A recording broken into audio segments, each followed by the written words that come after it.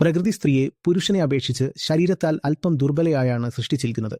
അതുപോലെ തന്നെ പ്രകൃതി പുരുഷനിൽ സ്ത്രീയെ അപേക്ഷിച്ച് കൂടുതൽ ലൈംഗികാസക്തി നിറച്ചിട്ടുണ്ട്. അതിന്റെ കാരണവും വ്യക്തമാണ്. പുരുഷനെ സംബന്ധിച്ചിടത്തോളം കാമം ഏതാനും നിമിഷത്തെ ഒരു കളി മാത്രമായിരിക്കാം. എന്നാൽ സ്ത്രീക്ക് അതിന്റെ ഫലം 9 മാസം വരെ അനുഭവിക്കേണ്ടി വരുന്നു. അതുകൊണ്ട് അവളുടെ ഉള്ളിൽ ലൈംഗികതയെ വളരെ നിസ്സാരമായി കാണാൻ കഴിയില്ല എന്ന തരത്തിൽ ഒരു ഹാർഡ് വയറിംഗ് നടക്കുന്നു. കാരണം അവൾക്ക് അതിന്റെ പ്രത്യാഘാതങ്ങൾ അനുഭവിക്കേണ്ടി വരും. പുരുഷനെ സംബന്ധിച്ചിടത്തോളം ഒന്നുമില്ല. പുരുഷന് അല്പനേരത്തെ ആവേശം, സന്തോഷം, അതിനുശേഷം അവന് സ്വന്തം വഴിക്ക് പോകാം. എന്നാൽ സ്ത്രീ അതിൽ കുടുങ്ങിപ്പോകാം. 9 മാസം കുടുങ്ങിപ്പോകുന്നത് മാത്രമല്ല, ജനിക്കുന്ന കുട്ടിയെയും സ്ത്രീ തന്നെ വളർത്തേണ്ടി വരും. കാരണം ലൈംഗികതയ്ക്ക് ശേഷം പുരുഷന് അപ്രത്യക്ഷനാകാൻ കഴിയും. എന്നാൽ സ്ത്രീയും കുട്ടിയും ഒരുമിച്ച് തന്നെയായിരിക്കും.